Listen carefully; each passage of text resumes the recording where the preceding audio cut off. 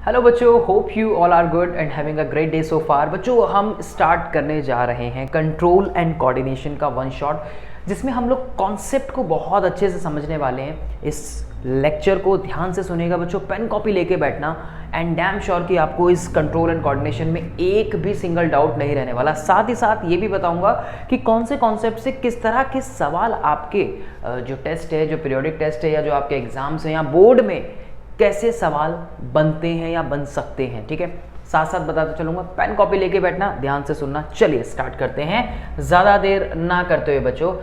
तो पहला जो सबसे पहले हमारा जो कॉन्सेप्ट है, देखिए भाई, चैप्टर का नाम है control and coordination. Control and coordination का मतलब होता है, देखो कंट्रोल का मतलब तो समझते हो ना, कोऑर्डिनेट करना मतलब उसके साथ एक समन्वय बैठाना। ठीक है, अब सर समन्वय क्या होता है? ये समन्वय का मतलब है लाइक कि एक एक लिंक बनाना, राइट। अब आपके ब्रेन एक जो होता है, हमारा जो ब्रेन है वो एक हाईली कोऑर्डिनेटिंग सेंटर होता है बच्चों। आपका जो ब्रेन है वो कोऑर्डिनेट करता है बॉडी के आपके कितने सारे फंक्शंस को। करता है नहीं करता? भाई मानता हूँ कि कई फंक्शंस ऐसे होते हैं जो वॉलंटरी होते हैं, जो आपकी द विल पावर के अकॉर्डिंगली काम करते हैं। ठीक है, कुछ ऐसे होते हैं जो इनवॉलंटरी होते हैं, जो आपकी विल पावर के अकॉर्डिंगली फंक्शन नहीं करते। तो सभी तरह के फंक्शन जो है वो ब्रेन कंट्रोल करता है। ठीक है, अब वही है कि कितना उन फंक्शंस पे कंट्रोल है, किस तरीके से वो उसको कोऑर्डिनेट करता है, यही आप इस चैप्टर के अंदर बच्चों सीखेंगे। तो क्या सर हम इसका मतलब सिर्फ ब्रेन के बारे में पढ़ने वाले हैं इस चैप्टर में? नहीं, ऐसा बिल्कुल नहीं है। कंट्रोल एंड कोऑर्डिनेशन बच्चों प्लांट्स के अंदर भी तो होता है। तो इसका मतलब हम प्लांट्स के बारे में पढ़ेंगे कि प्लांट्स की बॉडी में ऐसा क्या है जो उसकी बॉडी में कंट्रोल एंड कोऑर्डिनेशन किस तरह से चल पाता है। और एनिमल्स में स्पेशली अगर हम ह्यूमंस की बात करें तो वहाँ पे कौन कौन से बॉडी पार्ट्स ऐसे हैं या बॉडी ऑर्गन्स ऐसे हैं या किस तरह की प्रोसेसिंग है जो कंट्रोल एंड कोऑर्डिनेशन को करती है हमारी बॉडी में। ठीक है, उन्हीं के बारे में हम लोग बात करेंगे। अब सबसे पहले like all the living organisms respond and reacted to changes. जितने भी जो लिविंग ऑर्गेनिज्म है वो रेस्पॉन्ड करते हैं और रिएक्ट करते हैं जो भी उनके एनवायरनमेंट में चेंजेस होते हैं, उनके सराउंडिंग में जिस भी तरह के चेंजेस होते हैं उनका वो रेस्पॉन्ड करते हैं। अब फॉर एग्जांपल, अगर आपको मैं धूप में खड़ा कर दूं तो आप क्या करेंगे? सर धूप में अगर कितना टेम्परेचर, मानो कि मैंने आपको 45 से 50 डिग्री सेल्सियस में खड़ा कर दिया, तो ऐसे में क्या होगा, आपकी बॉडी से स्वेटनिंग होनी स्टार्ट होगी। वहीं अगर दूसरी तरफ अगर मैं आपको ले जाके -3 डिग्री सेल्सियस में खड़ा कर दूँ तो ऐसे में क्या होगा? सर हो सकता है कि आप, ऑब्वियस सी बात है सर, हमें कि शिवरिंग होनी स्टार्ट हो जाएगी, सर हमें ठंड लगेगी। तो शिवरिंग होना और ये जो स्वेटनिंग हो रही है, ये एक तरह का आपकी बॉडी जो है वो रेस्पॉन्ड कर रही है जो भी चेंजेस आपके एनवायरनमेंट में देखने को मिल रहे हैं उसके अकॉर्डिंगली। अब इसी तरह के चेंजेस हमें देखने को मिलते हैं और ये चेंजेस क्या है उनको समझते हैं। The changes in the environment to which the organism respond and react. आप जिस भी तरह का रेस्पॉन्ड करते हैं या उसका रिएक्ट करते हैं वो क्या है, उसे हम स्टिमुलाई का नाम देते हैं। बच्चों ये स्टार लगा के रख लेना, क्योंकि यहाँ से सवाल जो है वो पूछा जाता है स्टिमुलाई को लेके। स्टार लगा के स्टिमुलाई को समझेंगे। अब मान लो कि आप जो है आप बैठे हैं और अचानक से आके मैं आपकी आंख में टॉर्च मार देता हूँ, तो ऐसे में क्या होगा? ये जो मैंने आपकी आंखों में टॉर्च मारी, ये टॉर्च मारने से आप क्या करोगे? आंख एकदम बंद करोगे। तो इसका मतलब एनवायरनमेंट से, यानी कि बाहर से जो आपके पास जो स्टिमुलाई आया है, आपने क्या किया? आपने उसका रेस्पॉन्ड किया। या मान लीजिए कि आप बैठे हुए हैं और आपका हाथ जो है या आपका हाथ जो है, बैठे नहीं है, चलो खड़े हैं व्हाटएवर, और आपका हाथ जो है अचानक से दरवाजे में आ जाता है। अब जैसे ही आपका हाथ दरवाजे में आया तो आप क्या करोगे? मान सोचिए, तो ऐसे में आप क्या करोगे? क्या देखोगे, ओ हो उंगलियां जो है मेरी दरवाजे में फंस गई, अब मैं क्या करूँ? ऑब्वियस सी बात है कि ऐसा आप नहीं करेंगे। ऑल ऑफ द सडन आप अपने हाथ को हटाएंगे और देखेंगे कि क्या हुआ। या मान लीजिए कि अगर आप रोड पे चल रहे हैं और रोड पे चलते चलते चलते चलते अचानक से आपके पैर में कांटा चुभता है या कोई पत्थर चुभता है, और आप देखते हैं कि मान लो कि अगर आपके वहाँ से आप उसको क्या आप उसको देखने लगेंगे? भाई कांटा चुभा, पत्थर चुभा, क्या आप उसको देखेंगे? ओहो बहुत ज़ोर से पत्थर लगा है, बहुत ज़ोर से कांटा चुभा है, मेरे तो ब्लड आ रहा है। कैसा होगा? नहीं सर, इसका ऑपोजिट होगा। क्या होगा? चले चले चले पैर में कांटा चुभा और एकदम से आपने पैर को अपने हटाया। क्या ऐसा कुछ होगा? सर बिल्कुल ऐसा ही होगा। ये क्या है? ये स्टिमुलाई है जिसका आप रेस्पॉन्ड कर रहे हो। या मान लीजिए आप, मैं बोल रहा हूँ, आपको मेरी आवाज़ सुनाई दे रही है, आप सुन पा रहे हो। अगर आप देख भी नहीं पा रहे, लेकिन अगर आप सुन पा रहे हो और मेरे को रिकग्नाइज कर पाते हो, आप मेरे से पहले मिले हो, मेरे बारे में आपने सुना है, मेरी आवाज़ को सुना है, तो आप बोलोगे कि अरे ये तो गौरव सर की आवाज़ है। सुनकर और आप मुझे पहले देख चुके हो, हम लोग पहले मिल चुके हैं, आपने मुझे पहले देखा है, तो ऐसे में आप क्या बोलोगे, अरे ये हैं गौरव सर, ऐसे ही होगा। This all are like the kind of stimuli. जितना भी हम जो दरवाजे में हाथ फंसने की बात हुई, रोड पे चलते चलते कांटा चुभ गया पैर में, वट एवर, या ठंड लग रही है, गर्मी लग रही है, राइट, तो जितने भी हैं ये, अब वापस से समझते हैं, वापस से आओ जरा, बड़ा बहुत इंपॉर्टेंट है ये। The changes in the environment to which the organism respond and react are called stimuli. Such as light कोई स्टिमुलाई हो सकता है, हमने टॉर्च मारी, आपने आंख बंद की। हीट हो सकता है, आपने किसी गर्म ऑब्जेक्ट को टच किया और अचानक से उस पर से हाथ हटाया, राइट। कोल्ड हो सकता है, साउंड हो सकता है, स्मेल हो सकता है, टच हो सकता है, एटसेट्रा। तो किसी भी तरह का जो स्टिमुलाई है ये आपको एनवायरनमेंट से देखने को मिल रहा है। ये जो स्टिमुलाई है बच्चों, how humans respond to stimuli, because we have a specialised sense organ for it. हमारे पास इन सभी को सेंस करने के लिए स्पेसिफिक ऑर्गन्स हैं। भाई किचन में खाना बन रहा है और आपको अंदर, मान लो कि रूम में बैठे बैठे या दूर से आपको खुशबू आ जाती है, ओहो बहुत बढ़िया छोले भटूरे बन रहे हैं, भाई चाय बन गई बहुत बढ़िया, भाई समोसे आ गए, क्या खुशबू है समोसों की। इधर से निकले कहीं से कोई आपका हलवाई जो है वो समोसे बना रहे हैं और क्या हो समोसे, क्या समोसों की खुशबू है, मज़ा आ गया। तो आपके पास इस तरह के रिसेप्टर प्रेजेंट हैं, आपके पास इस तरह के सेंसरी ऑर्गन हैं जिनका आप ये रिस्पॉन्ड जो है वो कर पाते हैं, जिनकी वजह से आप इस स्टिमुलाई को ले पाते हैं। आप टेस्ट करके बताते हो, टेस्ट करते हो ना, आपकी टंग पे भी कुछ इस तरह के रिसेप्टर हैं। रिसेप्टर वो हैं जो इन स्टिमुलाई को ले रहे हैं और समझने में हेल्प कर रहे हैं, आपको, आपकी बॉडी को समझने में हेल्प कर रहे हैं। और बच्चों इसके पीछे आपका नर्वस सिस्टम जो है बहुत इंपॉर्टेंट रोल प्ले करता है, आपकी बॉडी में जो न्यूरॉन्स होती हैं, राइट, समझ रहे हैं मेरी बात। तो कहने का मतलब ये है कि अगर आपको एक उठा के गर्म तवा पे बिठा दिया जाए तो आप क्या करेंगे, ऐसे में आप उछल देंगे, बहुत गर्म है, कैसे किया, टच करके। हीट का आपको पता लगा बिकॉज यू हैव, आपकी स्किन में एक रिसेप्टर्स प्रेजेंट हैं। अभी पढ़ेंगे किस तरह के रिसेप्टर्स हैं।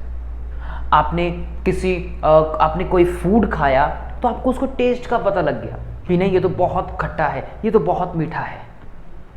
आपने सुनकर पता लगाया कि ये तो मम्मी की आवाज़ है, रिस्पॉन्ड किया कि हाँ मैं आ रहा हूँ, मैं आ रही हूँ। आपने देखा, देखकर पता लगाया कि अरे ये तो सर हैं, गौरव सर हैं, तो होता है ना।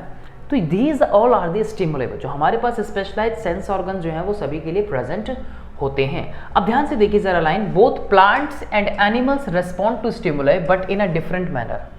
दोनों के दोनों जो हैं प्लांट, और दोनों के दोनों जो होते हैं बेटा, प्लांट्स और एनिमल्स जो हैं वो रेस्पॉन्ड करते हैं स्टिमुलाई का, लेकिन अलग अलग मैनर में। अब आपने इसको देखा होगा, आपने इस मिमोसा पुदिका को देखा होगा जिसे हम टच मी नॉट प्लांट के नाम से भी जानते हैं, या फिर छुई मुई का पौधा, शायद सभी ने सुना है। जब आप इसको टच करते हैं तो वो भी एक रिएक्शन देते हैं, देते नहीं देते, बिल्कुल ऐसा हमें देखने को मिलता है। उसके अलावा अगर हम बात करें यहाँ पे, तो control and coordination, it is brought about in all animals with the help of the two main system. अगर हम यहाँ पे एनिमल्स के बारे में बात करें तो लगभग सभी एनिमल्स में ये दो मेन सिस्टम से मिलके बनता है। कौन कौन से, जिसमें आप एक पढ़ते हो नर्वस सिस्टम, जिसमें आप न्यूरॉन्स के बारे में पढ़ेंगे बच्चों हम, और दूसरा होता है हमारा एंडोक्राइन सिस्टम। एंडोक्राइन सिस्टम का जो सिक्रीशन होता है उसे हम हार्मोन्स के नाम से जानते हैं। अभी हम लोग हार्मोन्स के बारे में भी बच्चों पढ़ेंगे, ठीक है, अभी हम लोग हार्मोन्स के बारे में भी आगे जो है वो पढ़ेंगे, ठीक है। तो ये एक पॉइंट हमें समझ आता है कि ये जो सिस्टम के बारे में बात की जा रही है, ये सिस्टम जो है वो दो चीज़ों से मिलके बन रहा है, ठीक है, मतलब पूरा का पूरा जो कंट्रोल हो रहा है, कोऑर्डिनेशन हो रहा है। तो सभी एनिमल्स में लगभग सभी एनिमल्स में नर्वस सिस्टम और एंडोक्राइन सिस्टम जो है उनसे मिलके बन रहा है। एंडोक्राइन सिस्टम का पार्ट क्या है, हार्मोन्स हो गए, जो डायरेक्टली हमें कहाँ पे मिलते हैं, ब्लड में देखने को मिलते हैं। कहाँ पे देखने को मिलते हैं, ब्लड में देखने को मिलते हैं। और जो नर्वस सिस्टम होता है वो कौन बनाता है, वो बनाती हैं ये न्यूरॉन्स या नर्व सेल भी, जिसको हम बच्चों बोलते हैं। आगे चलते हैं, देखिए control and coordination are provided by nervous and the muscular tissues as well. ये जो है यहाँ पे मस्कुलर टिश्यू यानी कि मसल जो है वो भी अपना इंपॉर्टेंट रोल प्ले करती हैं। भाई कैसे, मसल्स ऐसे रोल प्ले कर रही हैं बच्चों, जब आपने किसी हॉट ऑब्जेक्ट को टच किया तो आपका वो मैसेज कहीं ना कहीं तो गया, कहाँ गया वो अभी हम लोग बात करेंगे, लेकिन आपकी मसल्स ने, आपने अपने हाथ को तुरंत वहाँ से हटा लिया।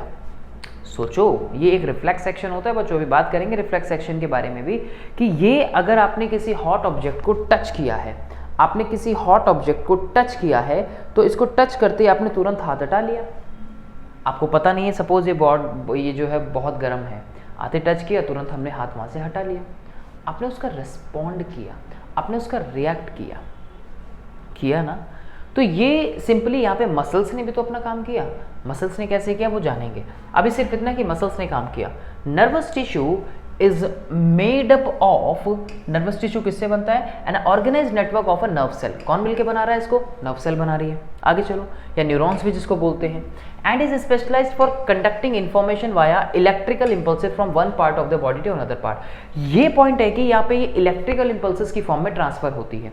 बच्चों आपने देखा है ना, मतलब इलेक्ट्रिकल इंपल्सेस कैसे बोल रहे हैं? आप खुद देखिए, आपने इधर स्विच ऑन किया लाइट का, और स्विच ऑन करती लाइट जो है वो एकदम से जल गई, कितनी तेजी से काम हुआ। यही चीज़ें नर्वस सिस्टम जो है, ये मैसेज जो है यहाँ डेंड्राइट से जाता है और यहाँ से इलेक्ट्रिकल इंपल्सेस की फॉर्म में आगे पहुँचता है, बहुत तेजी से, बहुत तेजी से, बहुत मतलब सेकंड का भी कुछ भाग ऐसा होता है जब आप इन चीज़ों का रेस्पॉन्ड करते हो इस तरह से। तो आपने इधर टच किया और उधर तुरंत हाथ हटा लिया, तो that is responding. Electrical impulses की फॉर्म में बॉडी के एक पार्ट से दूसरे पार्ट की तरफ जाती है। आगे चलते हैं। नाउ द रिसेप्टर इज, यहाँ पे इंपॉर्टेंट लगा लेना बच्चों, ये आपसे सवाल जो है वो पूछा जा सकता है। जैसे स्टिमुलाई की डेफिनेशन इंपॉर्टेंट है, उसी तरीके से रिसेप्टर्स के बारे में भी आपसे पूछा जा सकता है। These are the specialized tips of some nerve cells. ये क्या हैं? ये नर्व सेल की कुछ स्पेशलाइज्ड टिप्स हैं that detect the information from the environment. क्या करती है?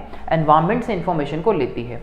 भाई अगर आपने किसी चीज़ की, आपको फ्रेग्रेंस आ रही है, आप सूंघ रहे हैं किसी चीज़ को, तो बेसिकली यहाँ पे आप जब उसको देख पा रहे हैं बच्चों इस तरीके से, या सुन पा रहे हैं, या स्मेल कर पा रहे हैं, या टच कर पा रहे हैं, या तो टेस्ट कर पा रहे हैं, व्हाटएवर, ये सब क्या है? ये सब रिसेप्टर्स आपके स्पेशलाइज्ड पार्ट के ऊपर प्रेजेंट हैं। रिसेप्टर्स आपके, ये रिसेप्टर सेंस ऑर्गन्स के ऊपर प्रेजेंट हैं। रिसेप्टर समझे? तो ये रिसेप्टर्स हो गए हमारे, ठीक है। Specialised tips of some nerve cell. अब नर्व सेल ही हैं जो आपको ये मैसेज को लेने में अपना रोल प्ले कर रही है। आपकी बॉडी में नर्व्स का जाल है बच्चों, पूरा का पूरा केज है जो आपको हेल्प कर रहा है इन स्टिमुलाई को लेने में, राइट। आगे चलते हैं। ये रिसेप्टर जो है ये लोकेटेड होते हैं हमारे सेंस ऑर्गन्स के अंदर, ठीक है। सबसे पहले अगर हम बात करें जैसे ईयर की, भाई ईयर में क्या है? ईयर के अंदर आपके रिसेप्टर प्रेजेंट है जिसका नाम होता है फोनो रिसेप्टर। रिसेप्टर के ऊपर बच्चों सवाल जो है अक्सर पूछा जाता है, ध्यान रखिएगा। आप ध्यान कैसे रखेंगे? फोन से सुनते हो ना, तो फोनो रिसेप्टर किस में हेल्प करता है? हेयरिंग में, सुनने में हेल्प करता है, और उसके अलावा बॉडी का बैलेंस बनाने में भी अपना रोल प्ले करता है। इक्विलिब्रियम बच्चों इंटरनली जैसे कॉक्लिया है, या कहीं आपके जो फ्लूइड प्रेजेंट होते हैं ईयर के अंदर, आप हायर क्लासेस में पढ़ेंगे, तो ये आपके बॉडी बैलेंसिंग में भी काफ़ी इंपॉर्टेंट रोल प्ले करते हैं। ये चीज़ आपको ध्यान रखनी है। आगे चलते हैं। आप एक एक एग्जाम पॉइंट ऑफ व्यू से अगर आप एक एक फंक्शन भी याद रखेंगे ना, तो बहुत अच्छा है आप लोगों के लिए। दूसरा अगर हम देखें तो आइस के अंदर किस तरह के रिसेप्टर प्रेजेंट होते हैं? आइस के अंदर प्रेजेंट होते हैं फोटो रिसेप्टर। अब फोटो का मतलब क्या होता है? लाइट। फोटो का मतलब क्या होता है? देखिए समझना है चीज़ों को ध्यान से। फोटो का मतलब होता है लाइट, ठीक है। ओके, एक चीज़ और बता दूं मैं, I am not a left hander बच्चों, तो अगर मैं कुछ इस तरीके से लिख रहा हूँ तो मैं I am injured, you can see that. तो I am just writing with my left hand, I am just trying to write something with my left hand, I am not a left hander, ठीक है। So photo receptor जो है, photo receptor जहाँ पे light eyes में present होती है, देखने में हेल्प करते हैं, ऑब्वियस सी बात है। स्किन की अगर हम बात करें तो स्किन में जो है आपके थर्मो या फिर थिग्मो रिसेप्टर प्रेजेंट होते हैं। बेसिकली इनको थिग्मो रिसेप्टर के नाम से जानते हैं, ठीक है। हीट और कोल्ड या टच करने में आपको पता लगाते हैं किसी चीज़ को, आप टच करके फील कर पाते हैं। उसके अलावा आप ठंडा है या गर्म है, आप उनके बारे में बता पाते हैं। आपके रिसेप्टर जो फोटो रिसेप्टर आँख में प्रेजेंट होते हैं उनके बारे में बताया गया है, ठीक है। उसके अलावा नोज़ में आपके प्रेजेंट होते हैं। नोज़ में जो प्रेजेंट होते हैं आपको जिन्हें हम ऑल्फैक्टरी रिसेप्टर के नाम से जानते हैं। जिनकी वजह से आप स्मेल कर पाते हैं, ठीक है। ऑल्फैक्टरी रिसेप्टर, ध्यान रखना बच्चों, नाम एक एक सबका इंपॉर्टेंट है, फंक्शन अक्सर पूछ लिया जाता है। स्मेल डिटेक्शन में अपना रोल प्ले करते हैं। अगर हम बात करें टंग पे प्रेजेंट मिलने वाले, तो टंग पे कौन से रिसेप्टर प्रेजेंट होते हैं? गस्टेटरी रिसेप्टर, जो आपके टेस्ट डिटेक्शन के लिए प्रेजेंट होते हैं। रिमेंबर दिस पॉइंट कि आपकी टंग पे कौन से रिसेप्टर प्रेजेंट होते हैं? गस्टेटरी रिसेप्टर जो है वो प्रेजेंट होते हैं। बच्चों फिर बात करते हैं न्यूरॉन की, दैट इज़ ऑल्सो इम्पॉर्टेंट, क्योंकि डायग्राम बनाने के लिए आ जाता है और कोई स्पेशल प्रोसेस जो है वो भी यहाँ से पूछी जाती है। न्यूरॉन्स क्या होती हैं? नर्व सेल क्या होती है? It is the structural and the functional unit of nervous system. क्या है ये एक स्ट्रक्चरल और फंक्शनल यूनिट है नर्वस सिस्टम की, बिल्कुल बेसिक यूनिट है जो बनाती है पूरे के पूरे नर्वस सिस्टम को। अगर हम ध्यान से देखें तो इसके पास कौन कौन से पार्ट्स हैं, अगर हम ध्यान से देखेंगे तो यहाँ पे इसकी बॉडी में सबसे अंदर न्यूक्लियस प्रेजेंट है। चलिए बाहर से बात करते हैं। पहले सबसे बाहर डेंड्राइट्स प्रेजेंट होते हैं। डेंड्राइट्स वो होते हैं जो जिनकी बॉडी पे रिसेप्टर प्रेजेंट होते हैं, और यही डेंड्राइट जो होते हैं, ये डेंड्राइट हमें हेल्प करते हैं स्टिमुलाई को लेने में, और हम फिर उस स्टिमुलाई के लिए रेस्पॉन्ड करते हैं। तो डेंड्राइट से मैसेज आगे न्यूक्लियस है, यहाँ पे न्यूक्लियस के बाद जो है ये पूरी की पूरी सेल बॉडी होती है। सेल बॉडी के बाद एक्सॉन है। एक्सॉन के अलावा जो है यहाँ पे वो कई बीच में इस एक्सॉन के ऊपर श्वान सेल्स प्रेजेंट होती हैं, ठीक है। इनकी कवरिंग के माइलिन शेड होता है, और इन एक्सॉन के बीच में एक जो है नॉट्स ऑफ रैनवियर जो है वो हमें देखने को मिलती है, एंड देन एक्सॉन टर्मिनल या फिर सिनेप्टिक नोब जो है वो हमें देखने को मिलता है, जो एक नर्व के एंड पे होता है, ठीक है। तो मेजर हमें जो सारे पार्ट्स को नहीं करना है, हमें जो मेन पार्ट्स का ध्यान रखना है वो है हमारे डेंड्राइट्स, सेल बॉडी और एक्सॉन। डेंड्राइट्स बेसिकली क्या कर रहे हैं, मैंने कहा ना कि डेंड्राइट्स के ऊपर आपके जो रिसेप्टर्स हैं वो प्रेजेंट होते हैं। डेंड्राइट्स के ऊपर रिसेप्टर्स जो है वो प्रेजेंट होते हैं, जो इन्फॉर्मेशन को लेने का काम करते हैं। तो बेसिकली दे एक्वायर इन्फॉर्मेशन, नाम याद रखना इंपॉर्टेंट है। सेल बॉडी की अगर हम बात करें तो this is the cell body, ठीक है। ये सेल बॉडी हो गई पूरी की पूरी, ये जो है आप इसको सेल बॉडी कह सकते हैं, ठीक है। ये जो है सेल बॉडी हो गई। तो that acquired information travel such an electrical impulses, तो डेंड्राइट्स ने इन्फॉर्मेशन को लिया और सेल बॉडी ने उस इन्फॉर्मेशन को लेके आगे की तरफ इलेक्ट्रिकल इम्पल्सेस की फॉर्म में उसको ट्रांसफर किया। देन एक्सॉन की अगर बात करें तो एक्सॉन जो होता है वो एक लॉन्ग फाइबर है, ठीक है, एक लॉन्ग फाइबर है। तो this is the longest fibre on the cell body which is called axon. It transmit electrical impulses from the cell body to the dendrite of the next neuron. तो basically यहाँ तक अगर आप देखोगे, अगर आप पूरा ये स्ट्रक्चर देखो तो यहाँ तक तो एक्सॉन है ये। अगर ये एक्सॉन है तो इसके बाद यहाँ पे मान लीजिए कि ये ए न्यूरॉन हो गई, तो इसके बाद जो है आगे यहाँ बी न्यूरॉन प्रेजेंट होगी, सेम वही स्ट्रक्चर। तो इसका तो एंड हो गया, इस एक्सॉन का तो टर्मिनल आ गया या सिनेप्टिक नोब आ गया, लेकिन यहाँ से दूसरी न्यूरॉन की जो है वो स्टार्टिंग हो जाएगी, यानी कि एक न्यूरॉन का टर्मिनल हो गया और दूसरे न्यूरॉन का जो डेंड्राइट्स है वो यहाँ पर प्रेजेंट होंगे बच्चों, ठीक है। अभी फंक्शनिंग किस तरीके से उसके बारे में बात करेंगे। One of the important point of this concept nervous system का वो आता है सिनेप्सिस। सिनेप्स क्या होता है? सिनेप्स दो न्यूरॉन के बीच के जंक्शन को बोलते हैं, बट एक्चुअल में यहाँ कोई गैप नहीं होता, या तो गैप बोल सकते हैं आप इसको कि गैप होता है दो न्यूरॉन के बीच में, एक न्यूरॉन का एंड और दूसरे न्यूरॉन की जो स्टार्टिंग होती है उसके बीच का जो गैप होता है उसे सिनेप्स बोलते हैं। आई रिपीट माई पॉइंट कि it is the gap between the nerve ending of one neuron. Nerve ending कौन सी है? जिसे हमने सिनेप्टिक नोब या फिर जिसे हमने टर्मिनल का नाम दिया, ठीक है, एक्सॉन टर्मिनल। तो it is the gap between nerve ending of one neuron and the dendrite of the other neuron, ठीक है। दूसरी न्यूरॉन का क्या आ जाएगा? यहाँ पे डेंड्राइट आ जाएगी, ऑब्वियस सी बात है। Here the electrical signals is converted into the chemical signals but for a short time period। यहाँ पर बच्चों स्पेशलाइज्ड न्यूरोट्रांसमीटर्स प्रेजेंट होते हैं, वो केमिकल्स जो इन इंफॉर्मेशन को लेने का काम करते हैं। आई रिपीट माई पॉइंट कि यहाँ पर न्यूरोट्रांसमीटर्स प्रेजेंट होते हैं जो इन इंफॉर्मेशन को लेने का काम करते हैं। तो क्या कहा मैंने कहा कि यहाँ से, यानी कि ये जो डेंड्राइट्स हैं बच्चों, यहाँ से इंफॉर्मेशन आई, न्यूक्लियस की तरफ पहुँची यानी कि सेल बॉडी में पहुँची, सेल बॉडी से इस लॉन्ग फाइबर एक्सॉन की तरफ पहुँची और एक्सॉन से टर्मिनल की तरफ पहुँची यानी कि एंड की तरफ न्यूरॉन के, और आगे फिर वो दूसरे न्यूरॉन के डेंड्राइट की तरफ पहुँचती है। तो यहाँ से इलेक्ट्रिकल इम्पल्सिस से इस पॉइंट पे आके वो एक केमिकल इम्पल्सिस की फॉर्म में बदल जाती है और उसके बाद नेक्स्ट न्यूरॉन से वो दोबारा से इलेक्ट्रिकल इम्पल्सिस की फॉर्म में ट्रांसफर होती है। बच्चों सोचिए कि ये प्रोसेस लगातार आपकी बॉडी के अंदर हो रही है और किस तरीके से इलेक्ट्रिकल इम्पल्सिस का जाल जो है वो आपकी बॉडी के अंदर इस नर्व की फॉर्म में फैला हुआ है। इज इट और नॉट? यस, ठीक है। तो ये आगे की तरफ ट्रांसमिशन जो है इसका वो होता है। देन आता है यहाँ पे reflex action. This is another important point बच्चों, रिफ्लेक्स एक्शन जो है हमारा, ठीक है, that is a quick, sudden and immediate response of the body to a stimulus. Quick autonomic response होता है बच्चों, ये क्या है?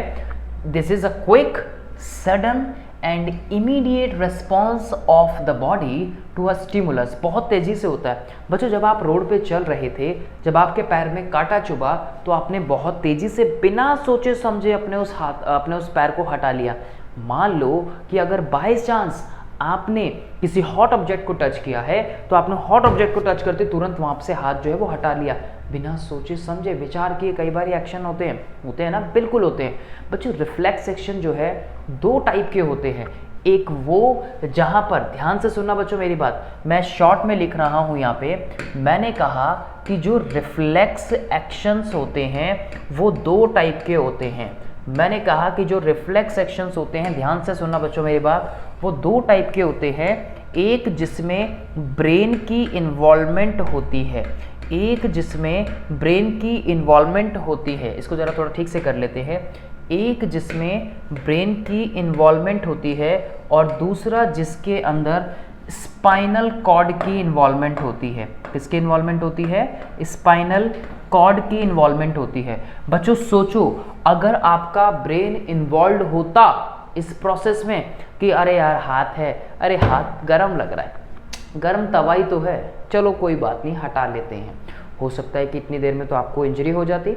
बच्चों कितना कई बार कम समय में भी हमारे को इंजरी हो जाती है। जब आप किसी हॉट ऑब्जेक्ट को पकड़ लेते हो तो मतलब विद इन सेकेंड्स में ही आपको इंजरी कई बार हो जाती है, जिसे आप छाला पड़ना या फोका पड़ना भी बोलते हो जाता है ना।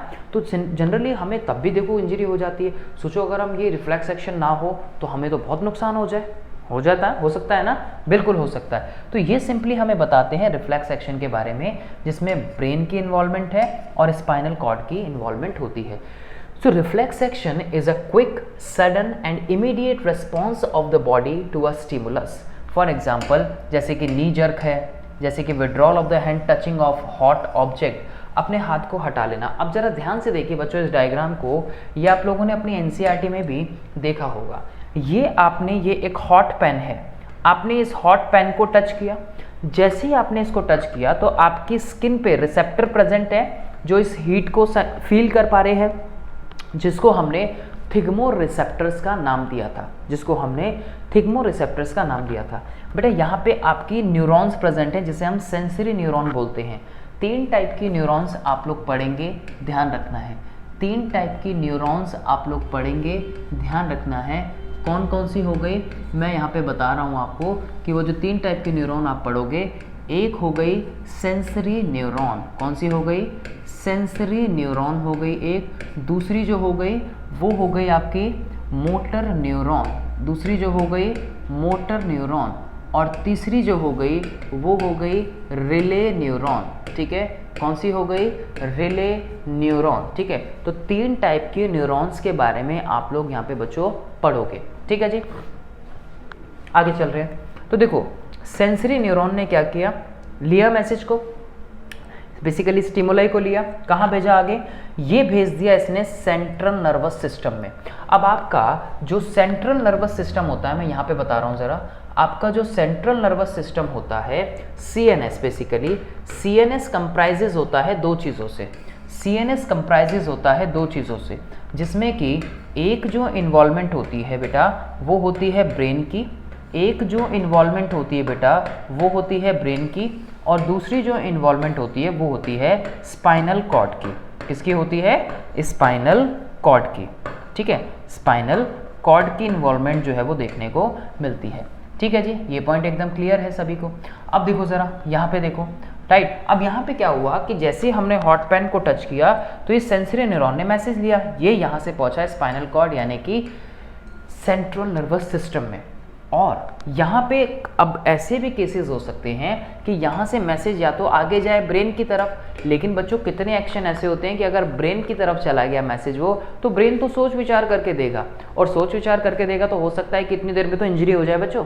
अगर यहाँ पे हम हॉट ऑब्जेक्ट को टच करके रखेंगे, ब्रेन सोच रहा है अभी, तो इतनी देर में तो इंजरी हो जाएगी। तो ये क्या होता है, यहाँ से ये जो मैसेज होते हैं ये सेंट्रल यानी कि सेंट्रल नर्वस सिस्टम में स्पाइनल कॉर्ड की तरफ मुड़ जाते हैं, और स्पाइनल कॉर्ड से जो रिले न्यूरॉन होती हैं, ये रिले न्यूरॉन क्या करती हैं, ये इस मैसेज को आगे लेके जाती हैं फटाफट, और किस तरफ वे लेके जाती हैं, मोटर न्यूरॉन की तरफ। और मोटर न्यूरॉन क्या करती हैं, मोटर न्यूरॉन हमारी मसल्स के साथ कनेक्टेड हैं, और कनेक्शन होने की वजह से हम क्या करते हैं, मोटर न्यूरॉन के कनेक्शन होने की वजह से हमारी मसल्स की तरफ हम उसका इफेक्ट दिखाते हैं, और हम क्या करते हैं, अपने हाथ को वहाँ से हटा लेते हैं। तो क्या हुआ यहाँ पे, सेंसरी न्यूरॉन ने मैसेज को टच किया, यानी कि सेंसरी ने सेंस किया, सेंस करने के बाद उसने आगे ट्रांसफ़र किया मैसेज को स्पाइनल कॉर्ड में, देखा कि फटाफट अरे भाई ये तो इंजरी हो सकती है। स्पाइनल कॉर्ड ने क्या किया, फटाफट मैसेज जो है रिले को दिया, और रिले ने आगे मोटर को दिया, मोटर ने मसल को दिया, और मसल को बोला हटा हाथ, इंजरी से बचना है,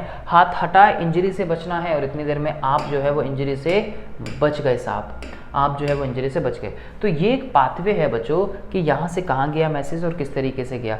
ये 3 टाइप की न्यूरॉन जो है वो आप लोगों को यहाँ पे ध्यान रखनी है बच्चों। ठीक है, आगे चलते हैं ज़रा। ये देखिए, ये this is very very important, this is very important. यहाँ पे सवाल पूछ लिया जाता है डायरेक्टली आपसे कि भाई इसके बारे में आप ज़रा बताइए कि जो रिफ्लेक्स आर्क होता है वो कैसे बनता है। आपको इसके बारे में बताना है कि रिफ्लेक्स आर्क किस तरीके से बनता है। रिफ्लेक्स आर्क जो है that is the pathway through which nerve impulses pass during reflex actions. The pathway through which nerve impulses pass during reflex action, किस तरीके से नर्व इम्पल्सेस पास हो रही हैं, मतलब एक रास्ता। पाथवे का मतलब क्या होता है, एक रास्ता। तो बेसिकली ये एक तरह का पाथवे है जिसके थ्रू जो नर्व इम्पल्सेस होती हैं वो कैसे पास होनी है या कैसे पास हो रही है ड्यूरिंग रिफ्लेक्स एक्शन, वो बताता है हमें। ठीक है, अब देखिए ज़रा आगे। मान लीजिए स्टिमुलस है, स्टिमुलस आया, स्टिमुलस गया कहाँ पे, रिसेप्टर ऑर्गन पे, रिसेप्टर ऑर्गन पे गया। अब रिसेप्टर ऑर्गन से कहाँ पहुँचा, भाई कोई भी है, मान लीजिए हीट आ गई। अरे मान लो कि यहाँ पे हीट आ गई, हॉट ऑब्जेक्ट को आपने टच कर दिया, कहाँ पहुँचा, स्पाइनल कॉर्ड पे। स्पाइनल कॉर्ड से कहाँ पहुँचेगा, आपके अंदर जो, अब फिर वही आप यहाँ पे क्या लिख सकते हो कि यहाँ पे आपकी रिले न्यूरॉन है, आप ये भी बता सकते हो यहाँ पे आपकी रिले न्यूरॉन है। रिले के बाद यहाँ से मोटर की तरफ जाएगा, ठीक है, और मोटर की तरफ जाने के बाद यहाँ पे जो इफेक्टर ऑर्गन है, बेसिकली इफेक्ट कौन करेगा, मसल्स करेंगे। मसल्स क्या करती हैं, रेस्पॉन्स करती हैं, और उसने क्या किया, हैंड को अपने विदड्रॉ कर लिया। तो यहाँ से हीट का स्टिमुलाई आया, रिसेप्टर ऑर्गन में सेंसरी, बेसिकली यहाँ पे सेंसरी न्यूरॉन ने काम किया। ठीक है, सेंसरी न्यूरॉन ने काम किया, वह स्पाइनल कॉर्ड में भेजा, वहाँ पे रिले के पास गया, रिले से मोटर, मोटर से इफेक्टर मसल, और वहाँ पे रेस्पॉन्स किया गया और आपने हाथ को अपने हटा लिया। यही तो होता है, कुछ ऐसा ही है। यस सर, बिल्कुल। तो ये चार्ट आप इसको बोलते हैं रिफ्लेक्स आर्क आपने बना दिया है। ठीक है, चलिए, तो रिफ्लेक्स एक्शन जो है बच्चों, अब देखिए ज़रा रेस्पॉन्सेज। रेस्पॉन्सेज जो है उसके 3 मेन टाइप्स होते हैं। रेस्पॉन्सेज के एक होते हैं वॉलंटरी रेस्पॉन्स, एक होते हैं इनवॉलंटरी रेस्पॉन्स, और एक होते हैं रिफ्लेक्स एक्शन। 3 तरह के जो आपके रेस्पॉन्सेज होते हैं बच्चों वो हमें देखने को मिलते हैं। सर प्लीज़ रिपीट, आपने क्या कहा, मैंने कहा कि जो रेस्पॉन्सेज होते हैं वो 3 तरह के देखने को मिलते हैं। एक होते हैं वॉलंटरी, यानी कि जो हमारी विल पावर के अकॉर्डिंगली चलते हैं, यानी कि जो कंट्रोल्ड होते हैं हमारे फोर ब्रेन से या हमारे ब्रेन से काफ़ी ज़्यादा कंट्रोल्ड होते हैं, जैसे बोलना, लिखना, चलना। भाई अगर मैं बोलना चाहूँ कि मैं रुक जाता हूँ, मैं रुक गया। मैं लिखते लिखते रुक जाता हूँ, मैं रुक गया। मैं भागने लगता हूँ, भागने लगा, कंट्रोल में है। दूसरा जो इन्वॉलंटरी होते हैं जो कंट्रोल में नहीं है, जनरली मिड ब्रेन या हाइंड ब्रेन इसको कंट्रोल करते हैं। जैसे हार्ट बीट है, अब आप हार्ट बीट को कंट्रोल कर सकते हो? सर नहीं कर सकते। क्या आप रेस्पिरेशन को कंट्रोल कर सकते हो? आप ब्रीदिंग को कर सकते हो। क्या आप सेलुलर रेस्पिरेशन को कंट्रोल कर सकते हो कि ऑक्सीजन पहुंची, वहाँ पे ऑक्सीडेशन होगा, मतलब ब्रेक डाउन होगा ग्लूकोज का, क्या आप उसको रोक सकते हो प्रोसेस को? सर नहीं रोक सकते, नहीं है कंट्रोल में, ऑब्वियस सी बात है। तो इन्वॉलंटरी एक्शंस हो गए। उसके अलावा हम बात करते हैं रिफ्लेक्स एक्शंस के बारे में। Controlled by spinal cord. कैसे कंट्रोल्ड होते हैं? कंट्रोल्ड होते हैं बाय द स्पाइनल कॉर्ड। मैंने आपको बताया कि आपके जो रिफ्लेक्स एक्शन है दो टाइप से आप लोग पढ़ रहे हैं, एक जिसमें ब्रेन की इन्वॉल्वमेंट है, दूसरा जिसमें स्पाइनल कॉर्ड की इन्वॉल्वमेंट है। ठीक है बच्चों, आगे चलते हैं। Withdrawing of the hand on touching a hot object. ठीक है, रिफ्लेक्स एक्शन जो है कंट्रोल्ड हो रहे हैं बाय द स्पाइनल कॉर्ड, और यहाँ पे हम विड्रॉ कर रहे हैं हैंड को on touching on a hot object, hot object को टच करके। तो इसको हम जनरली रिफ्लेक्स एक्शन ने हमने नाम दिया, जिसका अभी हमने पाथवे भी पढ़ा बच्चों। ठीक है, जिसका हमने पाथवे भी पढ़ा। चलिए, क्यों ज़रूरत है, हमें नीड है रिफ्लेक्स एक्शन की? कई बार सवाल इस पर ही पूछ लेते हैं बच्चों। सोचिए, अगर आप रोड पर चलते रहते और अगर आपके पैर में कांटा चुभ गया है, मान लीजिए ब्लड आ रहा है, अगर आप वो हाथ पैर अपना नहीं हटाएंगे वहाँ से, तो ऐसे में क्या होगा? आपको मेजर इंजरी हो सकती है। या मान लो आपने किसी हॉट ऑब्जेक्ट को टच किया है, आपने किसी हॉट ऑब्जेक्ट को टच किया है, अगर वो रिफ्लेक्स एक्शन नहीं होगा तो इतनी देर में तो आपको इंजरी हो जाएगी। तो कितनी सारी डेली लाइफ में ये हमारी इंजरीज से हमें बचाने का काम करता है। हमारी डेली लाइफ में हमें इंजरीज से बचाने का काम करता है कौन? ये रिफ्लेक्स एक्शन बच्चों। ठीक है, आगे चलते हैं। In some situation such as touching a hot object, pinching etcetera, we need to act quickly, otherwise our body would be harmed. हमारी बॉडी क्या हो जाएगी? हार्म्ड हो जाएगी, राइट। तो here responses is generated from spinal cord instead of brain. अगर brain में जाएंगे तो वो कई बार क्या हो सकता है कि वो हमारे लिए बहुत ज़्यादा हार्मफुल हो सकते हैं, ध्यान रखिएगा। ठीक है, अब देखिए अगला आता है human nervous system. Human nervous system में जब हम बात करते हैं तो दो चीज़ों से कंप्राइजेज होता है। एक होता है सेंट्रल नर्वस सिस्टम, जिसमें मैंने कहा अभी हम लोगों ने बात की ब्रेन और स्पाइनल कॉर्ड। दूसरा होता है peripheral nervous system. Peripheral nervous system जो है जिसमें क्रैनियल नर्व्स अराइज होती हैं ब्रेन से और स्पाइनल नर्व जो अराइज होती है स्पाइनल कॉर्ड से। बच्चों ध्यान से देखो कि जो ब्रेन है ना, ब्रेन आपका निकालता है किसे? क्रैनियल नर्व्स को। ठीक है, और स्पाइनल कॉर्ड से निकलती हैं कौन सी? Spinal nerves. और जब ये दोनों मिलती हैं तो ये दोनों मिलके किसको बनाती हैं? ये दोनों मिलके पेरिफेरल नर्वस सिस्टम को बनाती हैं। ठीक है, पेरिफेरल नर्वस सिस्टम का फॉर्मेशन करती है। ठीक है, अब पेरिफेरल में सोमैटिक फंक्शन किस तरह के होते हैं वो हम लोग आगे बात करें, क्योंकि हमें मेजरली हमें इसके ऊपर फंक्शन करना है बच्चों, इसके ऊपर बात करनी है हमें। तो सबसे पहले इसके बारे में बात करते हैं। तो ब्रेन का जो हमारा पार्ट है, ब्रेन कैसा ऑर्गन है? ब्रेन जो है बच्चों हमारा, ब्रेन एक हाईली कोऑर्डिनेटिंग पॉइंट होता है, एक हाईली कोऑर्डिनेटिंग सेंटर होता है हमारी बॉडी का, हाईली कोऑर्डिनेटिंग सेंटर होता है हमारी बॉडी का, जो कि बहुत सारे फंक्शंस को जो है वो कंट्रोल्ड करता है आपकी बॉडी के अंदर, हमारी बॉडी के अंदर बहुत सारे फंक्शंस को कंट्रोल करता है। अब इसके तीन मेन पार्ट हैं, थ्री मेजर पार्ट। कौन कौन से? फोर ब्रेन, मिड ब्रेन और हाइंड ब्रेन। ठीक है, फोर ब्रेन, मिड ब्रेन और हाइंड ब्रेन। सबसे पहले तीन फॉर्म में बनाएंगे और इसी तरीके से आप फ्लो चार्ट में बनाएंगे। ठीक है, फोर ब्रेन, मिड ब्रेन और हाइंड ब्रेन। सबसे पहले अगर हम फोर ब्रेन की बात करें तो ये एक मोस्ट कॉम्प्लेक्स या फिर एक स्पेशलाइज्ड पार्ट है हमारे ब्रेन का। ठीक है, किससे बनता है? इसमें जो पार्ट आता है बेटा, आपने ये देखे होंगे ना, इनफोल्डिंग्स देखी होंगी। इस सेरिब्रम जो है पूरा का पूरा एक मेन पार्ट है। ठीक है, सेरिब्रम जो है एक फोर ब्रेन का मेन पार्ट है। एक होता है सेरिबेलम और एक होता है सेरिब्रम। तो ब्रह्म और बेलम में कंफ्यूज नहीं होना है, अलग अलग पार्ट है दोनों, ध्यान रखिएगा बच्चों। ठीक है, दोनों ही अलग अलग पार्ट है। तो इसके अंदर सेरिब्रम हमारा जो है वो एक पार्ट आता है। जरा चलें आगे। फंक्शन क्या होता है, दैट इज इंपॉर्टेंट। फंक्शन आपको यहाँ पे कई चीज़ें आपको याद रखनी पड़ेंगी। अब जैसे कि ब्रेन का उस पार्ट का वो फंक्शन है तो वो हम लोग चेंज नहीं कर सकते, तो भाई वो फंक्शन तो वैसे ही रहेगा ना। ठीक है, तो सबसे पहले अगर हम देखें तो this is the thinking part of the brain. Thinking part से मेरा मतलब है जो भी हम सोच रहे हैं बेसिकली, तो सोचने समझने की क्षमता कैसी है, किस तरह की है, वो फोर ब्रेन के ऊपर डिपेंडेंट होती है। दूसरा अगर हम देखें तो बहुत से वॉलंटरी एक्शन जो हैं आपके, उनको कंट्रोल करता है ये। ठीक है, जैसे राइटिंग है, टॉकिंग है, वॉकिंग है, एटसेट्रा। मेमोरी स्टोर करने का काम कौन करता है? स्टार लगा के लिखेंगे बच्चों। कई बार सवाल पूछा गया है, जब ये चैप्टर पहले के टाइम पे आता था तो कई बार पूछा गया है कि एंड मेमोरी को स्टोर कौन करता है या याद दिलाने में कौन हेल्प करता है, याददाश्त में कौन हेल्प करता है, तो फोर ब्रेन अपना उसमें रोल प्ले करता है बच्चों। उसके अलावा रिसीव करता है सेंसरी इंपल्सेस को from the various parts of the body and integrate with it. Centre associated with the hunger, star लगा के लिखेंगे बच्चों। यहाँ से सवाल जो है वो पूछा जाता है, यहाँ से सवाल पूछा जाता है कि हंगर के लिए कौन सा पार्ट जो है वो रिस्पॉन्सिबल है। ठीक है जी, नेक्स्ट पॉइंट, मिड ब्रेन। अब मिड ब्रेन की लोकेशन क्या है, ये रहे बच्चों, ये आपका पूरा का पूरा ब्रेन हो गया। अब आपको मैं बता दूं कि हमारा जो ब्रेन है कुछ इस तरीके से आप अपने ब्रेन को देखते हैं, ठीक है, कुछ इस तरीके से आप अपने ब्रेन को देखते हैं। तो इसमें दो हेमिस्फेयर होते हैं, इस तरीके से दो हेमिस्फेयर आप देखते हो, इस तरीके से आप ब्रेन को देखते हो। ब्रेन की एक्चुअल लोकेशन क्या है, ये that is the location, that is the main location of this the brain. तो राइट, मिड ब्रेन की जब हम बात करते हैं बच्चों, तो मिड ब्रेन हमारा कहाँ है, ये रहा। यहाँ से आपका ये हाइंड ब्रेन जो स्टेम जो है बेसिकली आपके ब्रेन का, जिसे हम स्टेम भी बोलते हैं, वो स्टार्ट हो जाते हैं यहाँ से। तो ये कंट्रोल करता है बहुत से इनवॉलंटरी एक्शंस को, स्टार लगा के लिखेंगे इनवॉलंटरी एक्शंस को, जैसे कि प्यूपिल का साइज चेंज होना। अब आप जैसे कि आप जाते हो ना, फॉर एग्जांपल आप डार्कनेस में जाते हो, ठीक है, जब आप डार्क में जाते हो, अब मान लीजिए कि आप रोशनी में हैं और अचानक से यहाँ पे बहुत ज़्यादा अंधेरा हो जाता है। तो जैसे ही बहुत ज़्यादा अंधेरा होगा बच्चों, अंधेरा होते ही क्या होगा, आपको तुरंत के तुरंत आपको अपने सराउंडिंग में चीज़ें तो देखने को नहीं मिलती, आपको ऑल ऑफ द सडन आपके सराउंडिंग में चीज़ें देखने को नहीं मिलती।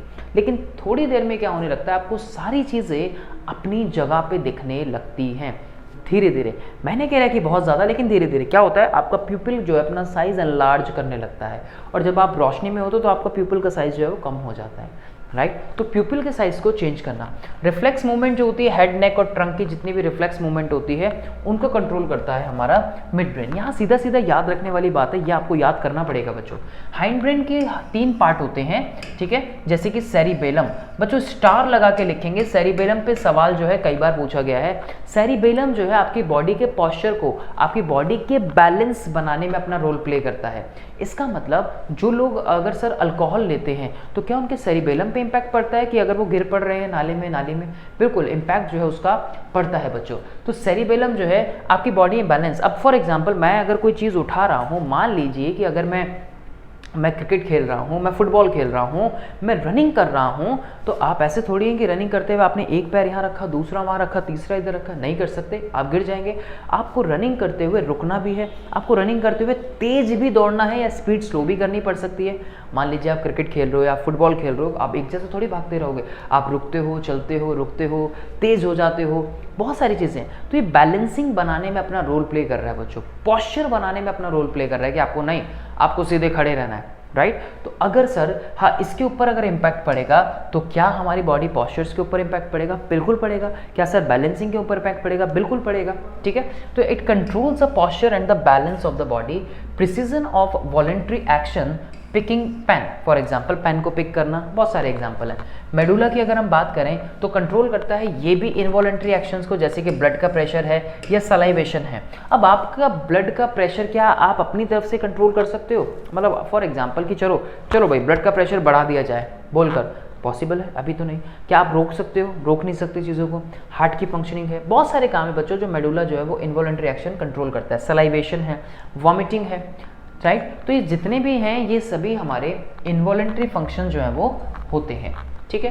पॉन्स का ऐसा कोई फंक्शन देखा नहीं गया है, लेकिन फिर भी बहुत से इनवॉलंटरी एक्शन जो है वो देखे जाते हैं, जैसे रेगुलेशन ऑफ द रेस्पिरेशन के रेगुलेट करने में अपना रोल प्ले करता है जो पॉन्स होती हैं। अब ये डायग्राम आप लोगों ने अपनी एनसीईआरटी में देखा होगा, तो आप देख सकते हैं यहाँ पे कि ये जो एक पार्ट है ये हाइंड ब्रेन का पार्ट है। हाइंड ब्रेन आपका जनरली हम देखते हैं ये स्पाइन इस तरफ जो है आपको देखने को मिलता है, ये वाला जो रीजन है ये वाला, ठीक है। तो यहाँ पे जो स्टेम है ये स्टार्ट होती है, तो ये पूरा का पूरा हाइंड ब्रेन हो गया। पॉन्स है, मेडुला है, सेरिबेलम है, सेरिबेलम तो खैर अलग है, ठीक है। तो ठीक है, तो ये हमें देखने को यहाँ पे मिलता है। ह्यूमन ब्रेन का ये पूरा का पूरा डायग्राम आप लोग अपनी एनसीईआरटी में बच्चों देखते हैं, ठीक है जी। आगे चलते हैं, तो ब्रेन क्या है। अब देखो सबसे इंपॉर्टेंट कि प्रोटेक्शन कैसे मिलती है। जितने भी आपके जो वाइटल ऑर्गन्स है बच्चों, इन सभी के पास कुछ ना कुछ प्रोटेक्शन है। जितने भी जो आपके वाइटल ऑर्गन हैं उन सभी के पास कुछ ना कुछ प्रोटेक्शन है। फॉर एग्जाम्पल अगर मैं चलो ब्रेन और स्पाइनल कॉर्ड को भी छोड़ दूं, अगर मैं हार्ट की बात करूं तो हार्ट भी आपका सामने से जो है वो बॉन्स के थ्रू प्रोटेक्टेड है। फॉर एग्जाम्पल स्टर्नम जो होती है फ्लैट बोन होती है। अगर मैं आपके लंग्स की बात करूं तो लंग्स जो है वो रिब से प्रोटेक्टेड है, है कि नहीं। तो जितने भी जो आपके लगभग जो वाइटल ऑर्गन्स हैं सभी को कुछ ना कुछ प्रोटेक्शन मिली है। बच्चों अगर मैं ब्रेन की बात करूँ तो ब्रेन को कैसे प्रोटेक्शन मिली हुई है, सबसे पहले अगर मैं देखूँ तो देखो हेयर्स, ठीक है, हेयर के बाद जो है वो स्किन की लेयर आ जाएगी, स्किन के बाद अंदर टिश्यूज़ आ जाएंगे, टिश्यूज़ के बाद जो है वो स्कल है, स्कल के बाद जो है वो आपके फिर अंदर इनके अंदर 3 लेयर होती है जो ब्रेन की लेयर होती है, ठीक है। फॉर एग्जाम्पल अरेकिनॉइड, राइट, एंड पाया मैटर, ड्यूरा मैटर, ये 3 लेयर जो हमें देखने को मिलती है। फॉर एग्जाम्पल ड्यूरा मैटर, ये आपके सिलेबस में नहीं है बच्चों, ठीक है, मैं शॉर्ट में लिख रहा हूँ ड्यूरा मैटर, ठीक है। ड्यूरा मैटर के अलावा जो है वो आपकी जो है ड्यूरा मैटर के अलावा जो है ड्यूरा मैटर, ठीक है, अरेकिनॉइड, ठीक है, अरेकिनॉइड और पाया मैटर, ठीक है, पाया मैटर, ठीक है। अब सिंपली जो है ड्यूरा मैटर, अरेकिनॉइड, पाया मैटर, राइट, ये 3 लेयर होती हैं अलग अलग। ये पाया मैटर का कनेक्शन जो है ये डायरेक्टली जो है वो ब्लड वेसल्स के साथ, टिश्यूज़ के साथ, अंदर उनके साथ होता है। तो उसके अलावा ब्रेन बेटा एक फ्लूइड फिल्ड बलून के अंदर भी होता है जो कि एक शॉक एब्जॉर्बर का काम करता है। फ्लूइड फिल्ड बलून ऐसा समझिए कि इस तरह का कोई स्ट्रक्चर है और इसके अंदर जो है आपका ब्रेन है, ठीक है, ऐसा समझिए, ऐसा समझना है आपको सिर्फ, ठीक है। इसके अंदर जो है आपका ब्रेन है और यहाँ पर एक फ्लूइड जो है वो भरा पड़ा है। क्या भरा पड़ा है? एक फ्लूइड जो है वो भरा पड़ा है। अब बच्चों ऐसा समझिए कि अगर इसके अंदर ये फ्लूइड है और बाहर से कोई प्रेशर लगता है, बाहर से अगर जो कोई प्रेशर लगता है तो ये प्रेशर से क्या होगा, ये प्रेशर जो है ब्रेन तक नहीं पहुंच पाएगा आसानी से, क्योंकि एक तो टिश्यूज़ की लेयर, उसके अलावा सबसे पहले आपका जो हेयर्स है, फिर स्कल है, बोन्स जो है, स्कल बेसिकली, उसके बाद कहीं ये फ्लूइड फिल्ड कैविटी, तो ये प्रेशर को सोख लेगा। ये पूरा का पूरा जो शॉक एब्जॉर्बर बोलते हैं ना हम इसको, राइट, तो ये एनक्लोज होता है किसमें? क्रेनियम में। क्रेनियम जिसको हम स्कल के नाम से भी जानते हैं या ब्रेन बॉक्स भी बोलते हैं, स्कल बेसिकली, तो इसके अंदर है। तो ये शॉक एब्जॉर्बर का काम करेगा। मान लीजिए कि फोर्स अगर यहाँ से कोई लग रहा है हमारे ऊपर, तो ये उसको एब्जॉर्ब करने का काम करेगा ताकि आपका ब्रेन प्रोटेक्टेड रहे। देख रहे हैं, मतलब इंपॉर्टेंट पार्ट तो है ही ब्रेन आपका। और ब्रेन की बेटा सर्जरी भी नहीं होती, मतलब सर्जरी से मतलब मेरा रिप्लेसमेंट से है, यहाँ पे रिप्लेसमेंट नहीं है कोई। आपका हार्ट ट्रांसप्लांट हो जाता है, लिवर ट्रांसप्लांट हो जाता है, किडनीज ट्रांसप्लांट हो जाती है। ब्रेन जो है वो अभी तक अब सक्सेसफुल नहीं है ब्रेन को ट्रांसप्लांट करने में, तो अगर डेड हो गया तो फिर तो गए, ठीक है। तो इसलिए हेलमेट पहना जाता है। जब आप दोपहिया वाहन चलाते हो तो हेलमेट पहनना चाहिए, ठीक है। आप कोई गेम्स ऐसे खेलते हो, क्रिकेट खेलते हो, तो आप हेलमेट पहनते हो ताकि आपको वो हार्ड बॉल लग ना जाए। तो बहुत सीरियसली, ठीक है, अगर ये डेड हो गया तो बहुत प्रॉब्लम है फिर, राइट। तो ब्रेन को प्रोटेक्शन देख रहे हो किस तरीके से मिली हुई है। फिर उसके बाद जो आपकी स्पाइनल कॉर्ड होती है, स्पाइनल कॉर्ड कहाँ होती है? स्पाइन यहाँ से निकलती है, ये जिसमें ये आपकी स्पाइन निकलती है यहाँ से और नीचे तक आपकी पूरी स्पाइन है। तो स्पाइनल कॉर्ड जो है, स्पाइनल कॉर्ड एनक्लोज्ड होती है किसमें? वर्टिब्रल कॉलम के अंदर। वर्टिब्रल कॉलम जो है आपका, जो ये पूरा का पूरा जो यहाँ से सर्वाइकल है, आपकी थोरासिस है, लंबर है, ये सारी बोन्स जो है आपके वर्टिब्रल कॉलम के अंदर आती हैं। वर्टिब्रल कॉलम जो आपके स्पाइनल कॉर्ड को प्रोटेक्शन देने का काम करता है, ठीक है जी। आगे चलिए, अब ये देखिए, ये जो हमें एक चार्ट दिखाया गया है, coordination between nervous and the muscular tissue. बच्चों ये हमने अभी अभी बात की थी कि मान लीजिए स्टिमुलस आता है, स्टिमुलस गया सेंस ऑर्गन पे, सेंस ऑर्गन पे कौन है? सेंसरी नर्व प्रेजेंट है। सेंसरी नर्व ने मैसेज भेजा सीएनएस पे, इंफॉर्मेशन रिसीव की और प्रोसेस किया और यहाँ पे डिसीजन लिया। डिसीजन लेने के बाद रेस्पॉन्स किया और जनरेट किया मोटर नर्व को आगे की तरफ। मोटर नर्व ने किसको किया? मसल्स को। अब यहाँ पे रिले भी थी, याद है ना, यहाँ पे रिले न्यूरॉन भी थी, ठीक है, या रिले नर्व भी थी। यहाँ मोटर नर्व ने आगे रीअरेंजमेंट किया मसल्स ऑफ प्रोटीन्स को, और मसल्स ऑफ प्रोटीन ने क्या किया? मसल्स शॉर्टर हो गई और आपने अपने हाथ का हटा लिया तो आपने उसका रेस्पॉन्स किया। तो ये एक फ्लो चार्ट है बच्चों, आप लोगों को इस तरह के फ्लो चार्ट्स बनाने हैं, ठीक है। आप लोगों को इस तरह के फ्लो चार्ट्स जो हैं वो बनाने हैं। आपको इस तरह के फ्लो चार्ट जो है वो हेल्प करेंगे चीज़ों को आसान बनाने में, ठीक है। तो फ्लो चार्ट्स आप लोग बनाने की कोशिश करेंगे। देन लिमिटेशंस क्या हैं? क्या हमारे इस पूरे जो सिस्टम है जो हमारा जो नर्वस सिस्टम है, क्या इसकी कोई लिमिटेशंस हैं? चलिए उस पर बात करते हैं। लिमिटेशंस ऑफ इलेक्ट्रिकल कम्युनिकेशन या नर्वस सिस्टम। इलेक्ट्रिक कम्युनिकेशन ये इसलिए बोल रहे हैं क्योंकि यहाँ पे जो सेंसरी जो न्यूरॉन्स हैं, वो जो नर्व्स जो हैं ये पास कर रही हैं इसे एक इलेक्ट्रिक इम्पल्सेस की फॉर्म में, तो इसलिए हम इसको एक इलेक्ट्रिक कम्युनिकेशन का नाम दे रहे हैं, ठीक है। अब जो इलेक्ट्रिकल इम्पल्सेस होती हैं दे विल रीच ओनली दो cells that are connected by the nervous tissue. अब नर्वस टिश्यू ये सिर्फ वहीं पहुंच पाएंगे इलेक्ट्रिकल इम्पल्सेस जहां जहां आपकी बॉडी में नर्व सेल या फिर नर्वस टिश्यू जो है वो प्रेजेंट है। आप अगर एक्सपेक्ट करेंगे कि आपकी WBCs भी इसी तरीके से काम करेंगे तो दैट इज नॉट पॉसिबल। अगर हम एक्सपेक्ट करेंगे कि हमारी RBC भी नर्वस सेल की तरह काम करेंगे तो दैट इज नॉट पॉसिबल। या हमारी बॉडी का जो एपिथेलियल टिश्यू है या जो बॉन्स हैं वो भी इस तरह का फंक्शन करेंगे, दैट इज नॉट पॉसिबल, क्योंकि सभी के अपने अलग अलग स्ट्रक्चर और फंक्शंस होते हैं बच्चों, राइट। तो इलेक्ट्रिकल इम्पल्सेस सिर्फ वहीं वर्क कर पाएंगे जहां पे नर्वस टिश्यू जो है वो प्रेजेंट होंगे।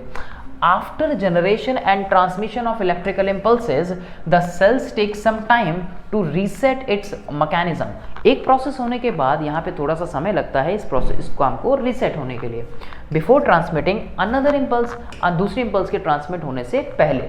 सो cells can not continuously create and transmit impulses. तो इसी वजह से सेल जो है वो लगातार किसी भी इम्पल्स को या बार बार जो है कॉन्टिन्यूसली इम्पल्स को क्रिएट या ट्रांसमिट नहीं कर सकती। और उसके अलावा अगर हम दूसरे एनिमल्स में देखें, फॉर एग्जांपल प्लांट्स में देखें, तो एक ड्रॉबैक या कमी ये है कि प्लांट्स के पास ये नर्वस सिस्टम प्रेजेंट नहीं होता, लेकिन प्लांट्स फिर भी रिस्पॉन्ड तो करते हैं।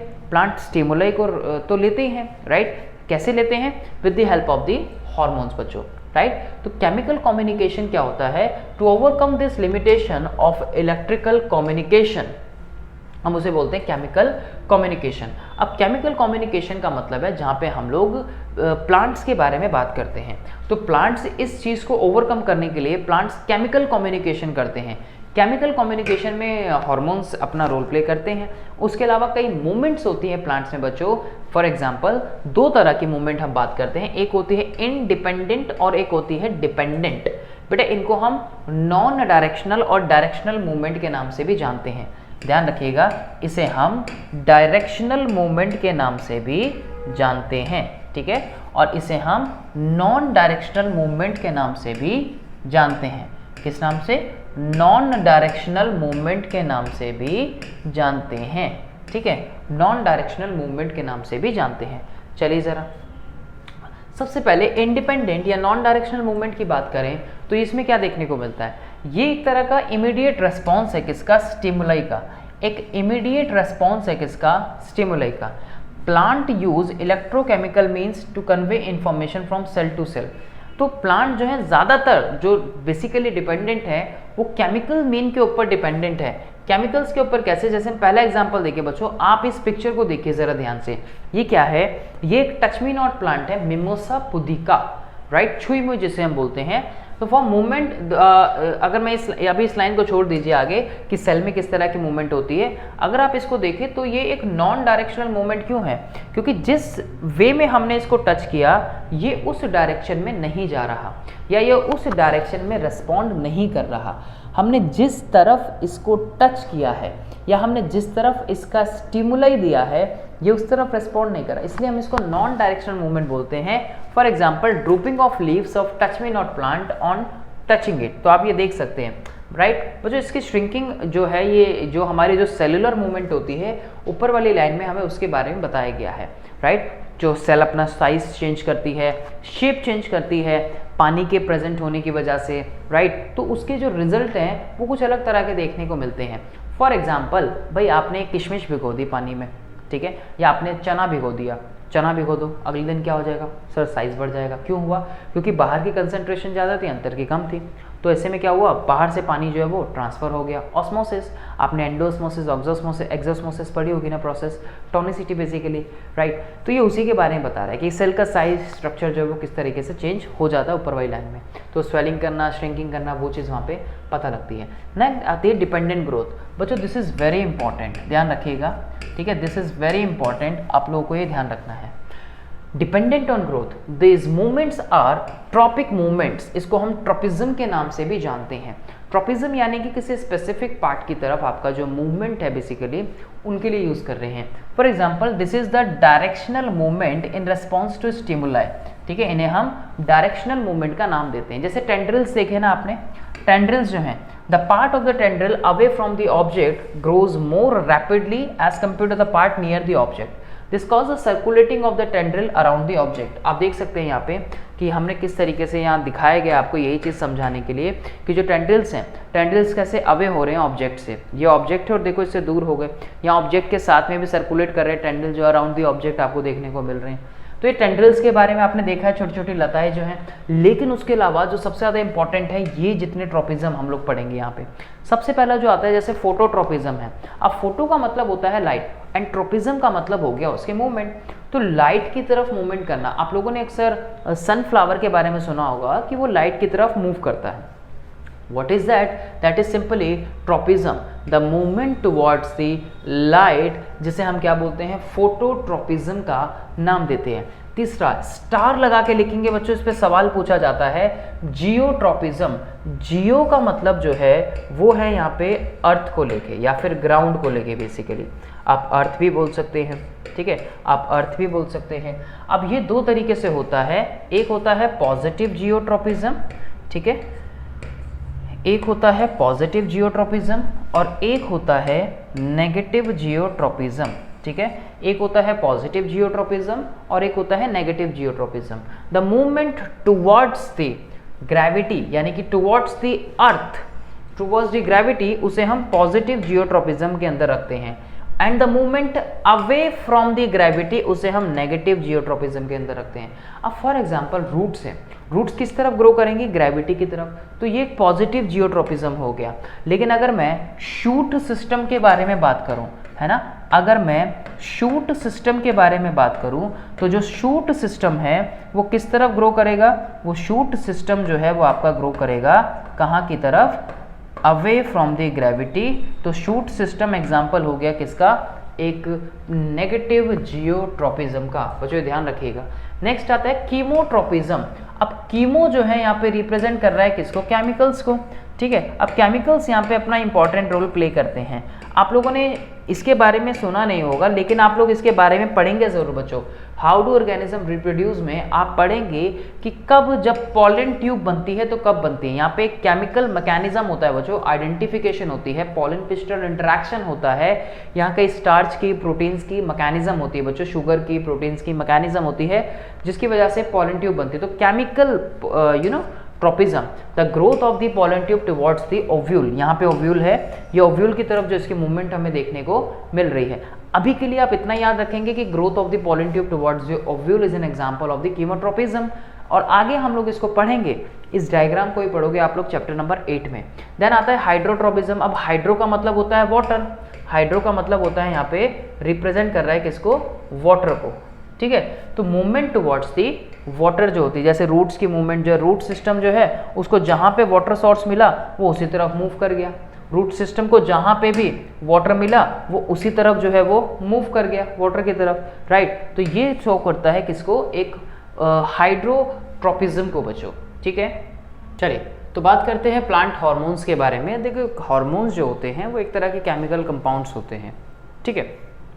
प्लांट्स में हार्मोन्स इंपॉर्टेंट रोल प्ले करते हैं क्योंकि प्लांट्स में नर्वस सिस्टम तो है नहीं, राइट। अब प्लांट में चाहे ग्रोथ हो, राइट, चाहे आपकी डेवलपमेंट हो, राइट, रेस्पॉन्सेज हों एनवायरनमेंट के, उसमें हार्मोन्स का इंपॉर्टेंट रोल रहता है। कैसे हैं, these are the chemical compounds which help to coordinate the growth, the development and the responses to the environment, ठीक है, उसमें अपना रोल प्ले ये करते हैं। उसके अलावा जो प्लांट्स में हार्मोन होते हैं बेटा, वैसे तो 5 टाइप के आप लोग पढ़ते हो, ऑक्सिन है, जिबरेलिन है, एब्सिसिक एसिड है, ठीक है। अब इसमें कुछ ऐसे होते हैं जो ग्रोथ प्रमोटर होते हैं, कुछ ऐसे होते हैं जो ग्रोथ को रिड्यूस करते हैं या इनिबिट करते हैं, उन्हें हम इनिबिटर के नाम से भी जानते हैं, ये चीज़ ध्यान रखिएगा, ठीक है। अब जैसे ये है, ये एक तरह का प्रमोटर है।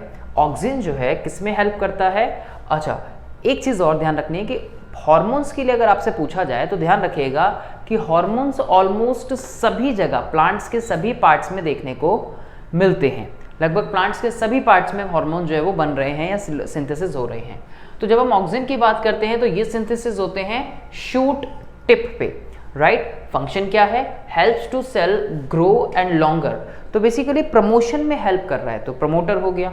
Involve in phototropism as well, phototropism में भी हेल्प करता है, सेल के डिफरेंशिएशन में अपना रोल प्ले करता है, नई सेल को बनाने में अपना रोल प्ले करता है ये, ठीक है। जिब्रेलिन हो गया, ये help in the growth of the stem, तो ग्रोथ में हेल्प कर रहा है, तो ये भी एक तरह का प्रमोटर हो गया बच्चों, जो सपोर्ट कर रहा है उसकी ग्रोथ में, ठीक है जी। साइटोकाइनिन की अगर बात करें तो प्रमोट करता है सेल डिवीजन के अंदर, राइट। कहाँ प्रेजेंट होता है? ग्रेटर कंसेंट्रेशन में प्रेजेंट होता है, फ्रूट्स के अंदर, सीड्स के अंदर हमें देखने को आसानी से मिल जाता है, राइट। कंसेंट्रेशन में यानी कि उनके सीड्स के डेवलपमेंट में अपना रोल प्ले करेगा ये, राइट, उनके मैच्योर होने में। तीसरा जो आता है एब्सिसिक एसिड, एब्सिसिक एसिड जो है एक तरह का इनहिबिटर होता है। भाई ग्रोथ सिर्फ करते थोड़ी रहनी है, ग्रोथ को रोकना भी तो है। ये थोड़ी है कि अगर एक आम अगर आ गया है पेड़ पे तो वो आम इतना बड़ा हो जाए कि वो एक तरबूज बन जाए, ऐसा थोड़ी बनाना है। तो बेसिकली उसकी ग्रोथ को इनहिबिट भी करना है। ये ऐसा थोड़ी है कि प्लांट जो है वो कभी मरे ही ना, या ऐसा थोड़ी है कि प्लांट जो है वो हमेशा बढ़ता ही रहे। मानते हैं कि स्पेशलाइज्ड टिश्यूज, मेरिस्टेमेटिक टिश्यूज वहाँ पे प्रेजेंट होते हैं उसकी ग्रोथ के लिए, लेकिन ऐसा नहीं है कि वो ग्रोथ रुके ना, ठीक है। तो एब्सिसिक एसिड जो एक तरीके का इनहिबिटर होता है। तो अगर आपसे कोई एक एग्जांपल इनहिबिटर का पूछा जाए तो आप लोग एब्सिसिक एसिड का नाम देंगे। विल्टिंग ऑफ लीव्स में हेल्प करता है, लीव्स का जैसे गिरना, पुरानी पत्तियां जो होती हैं जो मैच्योर हो गई पूरी तरीके से, उनका वहाँ से गिर जाना।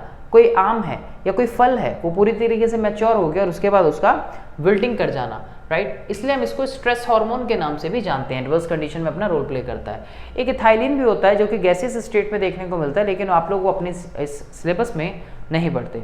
बच्चों फिर बात करते हैं हार्मोन्स इन एनिमल्स, कि एनिमल्स की बॉडी में स्पेसिफिकली हम यहाँ बात करने वाले हैं ह्यूमन के बारे में, कि ह्यूमन के अंदर किस तरीके से अपना रोल प्ले करता है। तो हार्मोन्स जो होते हैं these are non nutrient chemical substances. क्या होते हैं ये? Hormones are the non nutrients chemical substances. कैसे होते हैं ये? नॉन न्यूट्रिएंट्स केमिकल सब्सटेंसेस, ठीक है, non nutrients chemical substances.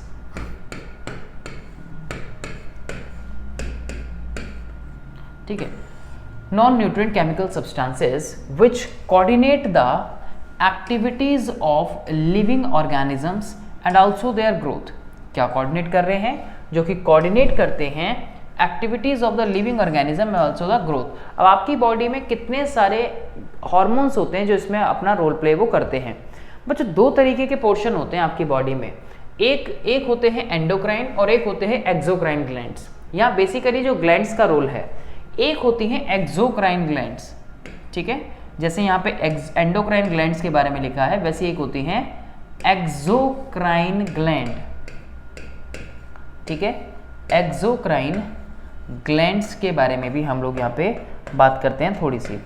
Exocrine glands का मतलब होता है, देखो सबसे पहले बेसिक वर्ड, एक लिखा है एंडो और दूसरा लिखा है एक्सो। बेटा एंडो का मतलब होता है अंदर ही सिक्रीशन होना, अंदर ही होना, एंडो का मतलब इन। जबकि जब हम एक्सो की बात करते हैं तो एक्सो का मतलब है आउट, एक्सो का मतलब है आउट, और एंडो का मतलब हो गया यहाँ पे इन, एंडो का मतलब हो गया यहाँ पे इन। तो एक हो गई एंडोक्राइन ग्लैंड और एक हो गई एक्सोक्राइन ग्लैंड। द ग्लैंड, अगर एंडोक्राइन ग्लैंड की बात करें, these gland secrete their products into the blood. इनका जो सिक्रीशन है डायरेक्टली जाके ब्लड के अंदर मिल रहा है। क्यों मिल रहा है? वो इसीलिए मिल रहा है क्योंकि ये ग्लैंड्स कैसी होती हैं? दीज आर डक्टलेस ग्लैंड्स होती हैं। ये कैसी होती हैं? डक्टलेस। डक्टलेस का मतलब, या फिर हम इसको ट्यूबलेस भी बोल सकते हैं, मतलब ट्यूब नहीं होती, कोई एक सिक्रीशन नहीं होता।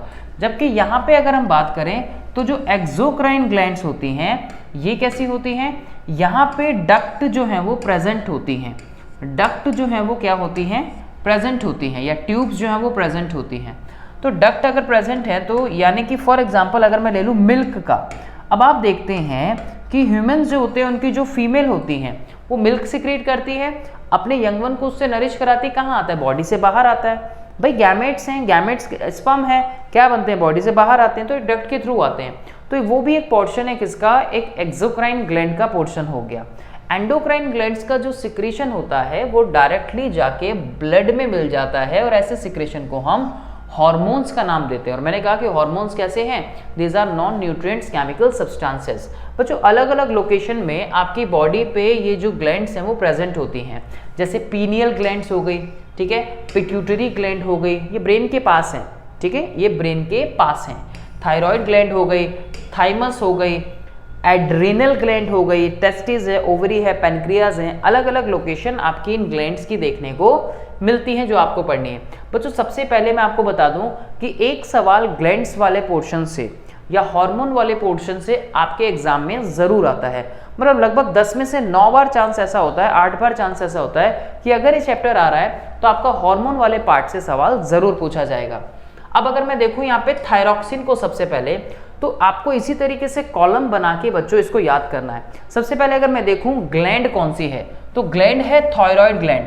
थायराइड ग्लैंड की अगर आप लोकेशन देखोगे तो ये नेक में या फिर थ्रॉट रीजन में आपको देखने को मिलती है। आपकी एनसीईआरटी की बुक में भी फिगर बनी हुई है। तो थायराइड की लोकेशन हो गई यहाँ इस नेक रीजन में। थायराइड क्या करता है, आपकी बॉडी में जो मेटाबॉलिज्म होता है, बेसिकली ब्रेक डाउन करके नया प्रोडक्ट बनाना या उस प्रोडक्ट को खर्च करना जो ऑलरेडी बना हुआ है, तो ये मेटाबॉलिज्म करता है या रेगुलेट करता है metabolism of carbohydrate, fats and proteins. Carbohydrate, fats and protein. बच्चों इसका जो हार्मोन है उसे हम थायरॉक्सिन हार्मोन के नाम से भी जानते हैं, T3, T4, राइट, या thyroid stimulating hormone, right, TSH in short. तो ये बेसिकली आप उनके बारे में तो इतना डिटेल में नहीं पढ़ते, लेकिन अगर ये इनका अगर थायरॉक्सिन का ज़्यादा सिक्रीशन हो जाए तो उसे हम हाइपरथायरॉयडिज्म के नाम से जानते हैं। किस नाम से जानते हैं, हाइपरथायरॉयडिज्म के नाम से जानते हैं। और वहीं अगर इसका कम सिक्रीशन हो जाए तो उसे हम हाइपोथायरॉयडिज्म के नाम से जानते हैं। अब दोनों ही कंडीशन ठीक नहीं है, किसी चीज़ का ज़्यादा सिक्रीट होना या कम सिक्रीट होना नुकसानदायक है। आपके जितने भी जो हार्मोन्स होते हैं, ध्यान से सुनना बात को, उन पे आपको दो चीज़ ध्यान रखनी है। एक कि उनका प्रिसाइज क्वांटिटी में रिलीज होना बहुत ज़रूरी है, सिक्रीट होना बहुत ज़रूरी है, प्रिसाइज क्वांटिटी में, यानी कि जितनी ज़रूरत है उतना। दूसरी पॉइंट कि उनका सही टाइम पे सिक्रीट होना बहुत ज़रूरी है, प्रिसाइज क्वांटिटी में यानी कि सही अमाउंट में, और दूसरी चीज़ कि सही समय पर सिक्रीट होना बहुत ज़रूरी है। तो आपकी बॉडी में अगर ये सही टाइम पे सही अमाउंट में रिलीज नहीं होगा तो कार्बोहाइड्रेट्स हैं, फैट्स हैं, प्रोटीन्स हैं, उनका सिक्रीशन भी ठीक तरह से नहीं हो पाएगा। ठीक है जी, चलिए आगे बात करते हैं बच्चों नेक्स्ट पॉइंट की यहाँ पे। तो ये सबसे पहला हो गया। अब आपने इसमें बहुत सारे केसेस होते हैं बच्चों अलग अलग, खैर वो आपके सिलेबस में यहाँ पे अभी नहीं है। दूसरी जो हम देखते हैं यहाँ पे pituitary gland. Where is a pituitary gland, here is a pituitary gland. अगर आप इसकी लोकेशन देखोगे तो ये ब्रेन में प्रेजेंट होती है, और पिट्यूटरी की जो मेन लोकेशन होती है वो होता है mid portion of the brain, जिसे आप मिड ब्रेन के नाम से जानते हैं। ठीक है जी, तो लोकेशन हो गई इसकी कौन सी, मिड ब्रेन इसकी लोकेशन हो गई। ठीक है, राइट। चलिए, तो इसका जो हार्मोन होता है वो होता है ग्रोथ हार्मोन, राइट। लोकेशन हो गई मिड ब्रेन, रेगुलेट करता है ग्रोथ को और डेवलपमेंट को।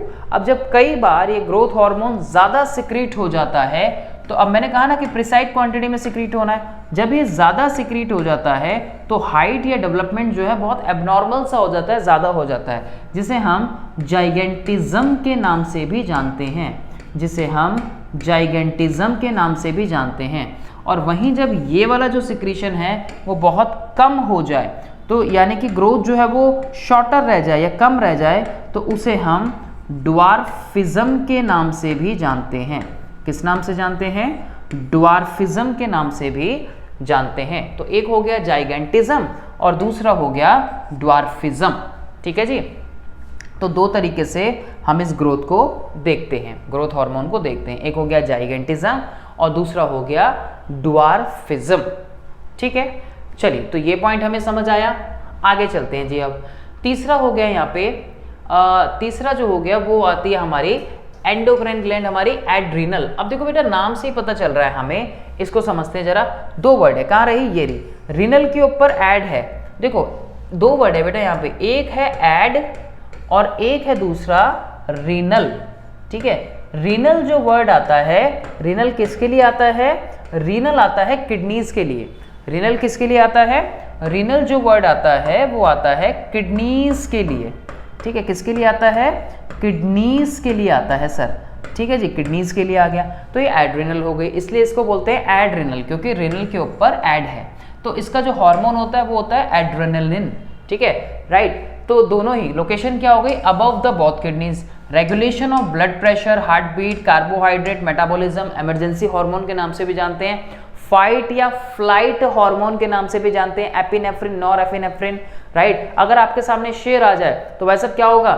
भाग जाओगे, भागने की कोशिश करोगे, या फिर डर से कांपने लगोगे, ब्लड प्रेशर तेज हो जाएगा, उसके अलावा घबराहट होने लगेगी, पसीने आने लगेंगे, ऑक्सीजन क्या तेज हो जाएगी, सांस फूलने लगेगा। तो रेगुलेशन करता है ब्लड प्रेशर का, हार्ट बीट का, है ना। फियर में फाइट एंड फ्लाइट हार्मोन बोलते हैं, फियर में रिलीज होना इसका, तो ये आम बात है। ठीक है, तो इसकी लोकेशन आपको ध्यान रखनी, फंक्शन आपको ध्यान रखना है। एड्रेनल ग्लैंड इसलिए बोलते हैं क्योंकि रीनल के ऊपर ऐड है ये। एंडोक्राइन ग्लैंड अब देखते हैं पैनक्रियाज। अब पैनक्रियाज की मैं आपको एक बात और बता दूं कि पैनक्रियाज एंडो और एक्सो दोनों पोर्शन के अंदर आता है। ये एक आपकी एक्सोक्राइन भी है। एक्सोक्राइन इसलिए है क्योंकि ये पैनक्रियाटिक जूस भी रिलीज करती है, जो आपने डाइजेस्टिव सिस्टम वाले पार्ट में पढ़ा होगा। तो ये डाइजेस्टिव जूसेस भी सिक्रीट करती है। ठीक है जी, डाइजेस्टिव जूस यानी कि पैनक्रियाटिक जूस भी सिक्रीट करती है।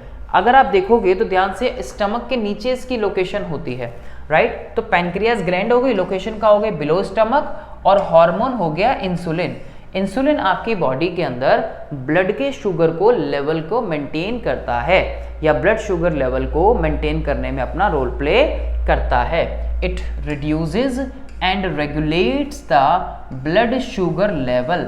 It reduces and regulates the blood sugar level. Blood में शुगर लेवल को मेंटेन करता है, ठीक है, या फिर रेगुलेट करता है। ये आपका इसका मेन फंक्शन होता है। भाई अगर मान लीजिए अगर ये नहीं होगा, सबसे इंपॉर्टेंट बेटा कि प्रिसाइज क्वांटिटी में रिलीज होने चाहिए। बार बार बोल रहा हूं कि कैसे रिलीज होने चाहिए? प्रिसाइज क्वांटिटी में रिलीज होने चाहिए। दूसरा, सही टाइम पर रिलीज होने चाहिए, ये भी इंपॉर्टेंट है, राइट। हार्मोन सभी तरह के, पता लगा कि हाइट बढ़नी है, हाइट बढ़ने की सही एज क्या है भाई? प्यूबर्टी के टाइम पे बढ़नी ठीक चाहिए भाई, एडोलेसेंस तक बढ़नी चाहिए, अडल्ट जब तक हो जाए बढ़नी चाहिए, ठीक है, 17 साल 18 साल। पता चला कोई इंडिविजुअल 50 साल का हो गया, अब उसकी हाइट बढ़ रही है, अब नॉर्मल। पता चला अभी आपने 4 गुलाब जामुन खाए हैं, इंसुलिन सही टाइम पे रिलीज नहीं हुआ, शुगर पहुंचा हुआ है 300-400, गुलाब जामुन खाने के बाद नुकसान हो गया, है कि नहीं। तो प्रिसाइज क्वांटिटी में सही टाइम पे रिलीज होना बहुत ज़रूरी है बच्चों। ये इंसुलिन का काम हो गया, ध्यान रखेंगे, इसके फंक्शन पूछे जाते हैं आपसे। फिर आते हैं आपके एंडोक्राइन ग्लैंड, जैसे टेस्टिस है, ओवरीज है। ये टेस्टोस्टेरोन मेल हार्मोन होता है, और जो फीमेल हार्मोन है एस्ट्रोजन से रिलीज करती है बेटा। कहाँ पे लोकेशन होती है? जेनाइटल या फिर लोअर एब्डोमेन एरिया में, राइट। टेस्टिस की लोकेशन जो होती है एब्डोमेन से बाहर होती है बेसिकली, ठीक है, आउटसाइड, लेकिन लोअर दी एब्डोमेन होती है। यहाँ पे जो ओवरीज होती हैं वो एब्डोमिनल एरिया के अंदर, लोअर एब्डोमेन एरिया के अंदर उनके लोकेटेड होती है। क्या करते हैं? जितने भी जो सेकेंडरी सेक्सुअल कैरेक्टर्स होते हैं, राइट, जितने भी जो चेंजेस आते हैं प्यूबर्टी के टाइम पे, जो सेक्सुअल मैच्योरिटी आती है, जैसे विमेंस के अंदर ब्रेस्ट रीजन का डेवलपमेंट होना, मेंस्ट्रुअल साइकिल का होना, बॉयज़ के अंदर मॉस्टेचेस का डेवलपमेंट होना, शोल्डर का ब्रॉड होना, राइट, स्पम्स का बनना, गर्ल्स के अंदर एग का बनना, ये सब सेक्सुअल मैच्योरिटी होती है, राइट। तो ये चेंजेस प्यूबर्टी के टाइम पे आने शुरू होते हैं, यही दोनों हार्मोन जो है उसमें अपना रोल प्ले करते हैं, ठीक है जी। बच्चों आगे बात करते हैं जो हमारे हाइपोथैलेमस से रिलीज होते हैं, लोकेशन इसकी मिड ब्रेन में होती है, जो रिलीजिंग हार्मोन होते हैं, स्टिमुलेट करते हैं पिट्यूटरी को, ग्लैंड को रिलीज करते हैं कई हार्मोन। और बेसिकली आप उन हार्मोन्स के बारे में यहाँ पे उतना डिटेल में नहीं करते, तो अभी आप उनको यहाँ पे छोड़ सकते हैं, ठीक है, चाहे वो GnRH हो, gonadotropin releasing hormone, luteinising hormone, LSH, FSH, काफ़ी सारे, तो अभी हम उनके बारे में यहाँ पे बात नहीं करेंगे। देन आता है बच्चों आयोडाइज सॉल्ट क्यों नेसेसरी होता है। एक आपका छोटा सा टॉपिक है यहाँ पे, कई बार इंपॉर्टेंट है, इसके ऊपर सवाल जो है वो पूछ लिया जाता है, ठीक है, सवाल आ जाता है इस पर। देखो आयोडीन जो होता है, आयोडीन एक तरीके का मिनरल है बच्चों, ध्यान से समझना, आपने इसको देखा होगा, इस बीमारी के बारे में भी आप लोगों ने इसको देखा है। Iodine mineral is essential part of the thyroxine hormone that is secreted by the thyroid gland. Important है, अभी हमने पढ़ा कि आयोडीन मिनरल एसेंशियल पार्ट है थायरॉक्सिन हार्मोन का, जो सिक्रीट होता है कहाँ से, थायराइड ग्लैंड से। थायरॉक्सिन रेगुलेट करता है metabolism of carbohydrate, fat and protein का, right. So we must consume iodised salt, इसलिए हमें आयोडाइज्ड सॉल्ट जरूर लेना चाहिए, which is necessary for the proper working of the thyroid gland, जो कि जरूरी है थायराइड ग्लैंड के वर्किंग के लिए। अगर हम सही अमाउंट में अपनी डाइट में आयोडाइज सॉल्ट नहीं लेंगे तो हम इस रोग से सफर हो सकते हैं, जिसमें हम डेफिशिएंसी हो जाएगी हमारी बॉडी में इसकी, और वो डिजीज़ कर देगा हमें गॉइटर, जिसमें कि इस तरह की स्वेलन नेक जो है वो देखने को मिलती है, जिसे गॉइटर के नाम से जानते हैं। बच्चों, अगर मैं बताऊं कि अगर प्रेग्नेंट वुमेन्स भी जो होती हैं, अगर वो अपनी डाइट में आयोडीन सॉल्ट की कमी रखेंगी या उसको सही मात्रा में नहीं लेंगी, तो उनका जो यंग वन है, जो इंडिविजुअल है, वो डीफ तक हो सकते हैं, बधिर हो सकते हैं, सुनने नहीं पाएंगे वो, राइट। तो इसका बैलेंस रखना कितना ज़्यादा ज़रूरी होता है ये हमें बताता है। अगर हम नहीं रखेंगे तो हम गॉइटर से सफर हो सकते हैं, कुछ इस तरीके से आपकी जो स्वेलन नेक है वो देखने को मिल सकती है, ठीक है।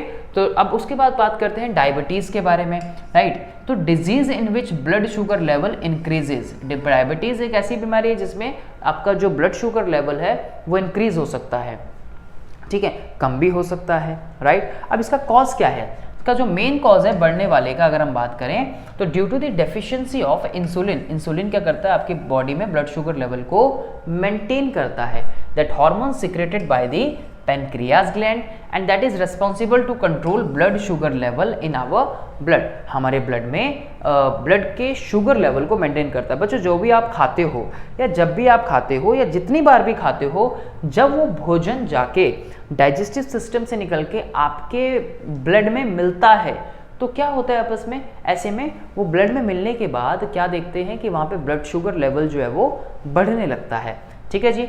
ऐसे में ट्रीटमेंट क्या है, इंजेक्शन जो आज के टाइम पे हम बना सकते हैं, जो इंजेक्शन बनाए हैं with the help of the biotechnology. Biotechnology की हेल्प से जितने भी ये जो हम इंजेक्शन बनाते हैं तो हम इनका बाहर से यूज़ करते हैं।